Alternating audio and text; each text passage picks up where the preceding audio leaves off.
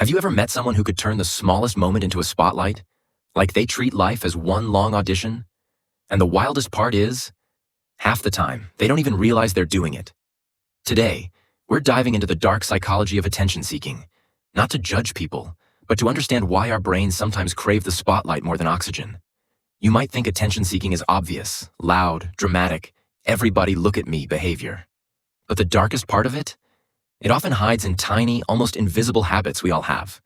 Maybe even you. Maybe even me. And that's what makes this topic so uncomfortable and so fascinating. Because let's be honest, we all want to be noticed. We all want to feel important. Even the quietest among us has a secret desire to be understood. But somewhere along the way, some people's emotional needs become like bottomless pits. No matter how much validation they get, it's never enough. Like pouring water into a cup with a hole in the bottom. And the question we should ask isn't, why are they like this? It's, what does our brain get from craving attention in the first place? Here's where things get tricky. Our brain is basically a big reward-seeking machine.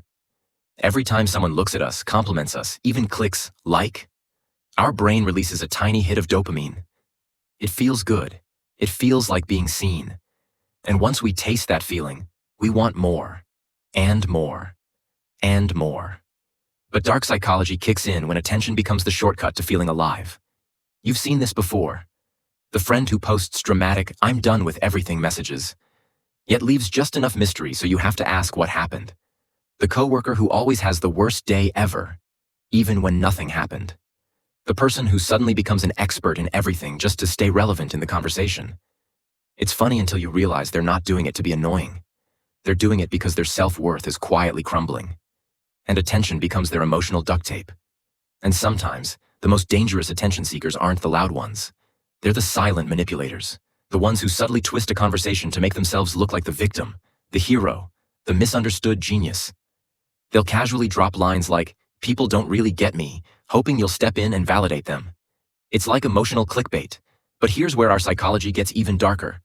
Attention-seeking can turn into a form of control. When you control what people notice about you, you control how they treat you. You control the narrative. You control your identity.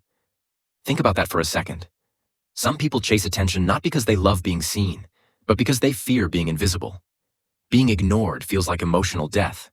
So the mind starts doing whatever it takes. Oversharing, exaggerating, playing victim, stirring drama, just to avoid that emptiness. And let's be honest, sometimes we encourage this without realizing it. We reward drama. We reward the loudest voice. We reward the person who shocks us the most. Social media basically turned human attention into a marketplace. If our ancestors needed attention to survive, so predators and tribes didn't forget them, we now need attention to feel relevant, even safe. It's no wonder our brain gets addicted to it. But here's the twist. The dark psychology textbooks don't tell you. Attention-seeking often comes from emotional wounds. Maybe childhood neglect, maybe insecurity, maybe a fear that if people stop looking, they'll stop caring. It's not evil. It's human. And sometimes we're guilty of the same thing in quiet ways.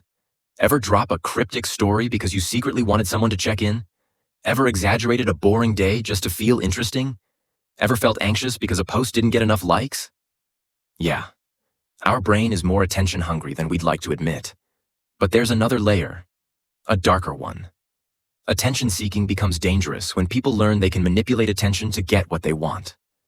Our brain loves reward systems, and if it discovers drama equals affection, it keeps producing drama. If victimhood equals comfort, it keeps acting like a victim.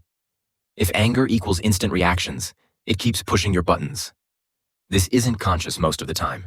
It's behavioral conditioning. The same way a child learns crying gets them candy, an adult learns that certain emotions, real or exaggerated, get them validation. And once our brain forms that loop, breaking out feels impossible. So how do we deal with attention seekers without becoming cold or cruel? First, we have to understand that most attention-seeking is a sign of emotional starvation. Someone feels unseen, unheard, unimportant. Their behaviors are symptoms, not causes. But that doesn't mean we should reward toxic patterns. The moment we reward manipulation, we teach someone that manipulation works. Healthy attention is given freely. Toxic attention is demanded with emotional cost. And we have to look at ourselves too.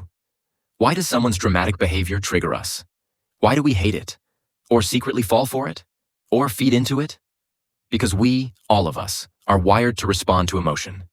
And attention is the fastest way humans try to prove they matter. But here's the real truth. You don't need the world's attention to matter. You don't need applause to be worthy.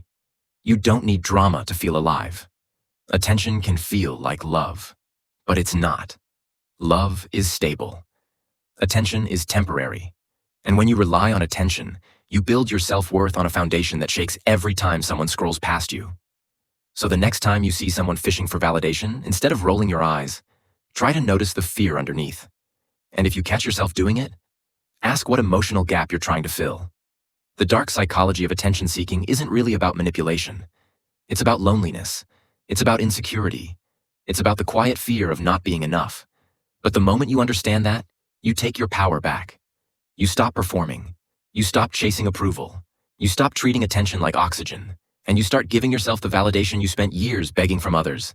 And maybe, just maybe, you'll be able to tell the difference between people who want attention and people who just want connection. Thanks for being here with me today. I'll see you in the next video where we decode another human behavior.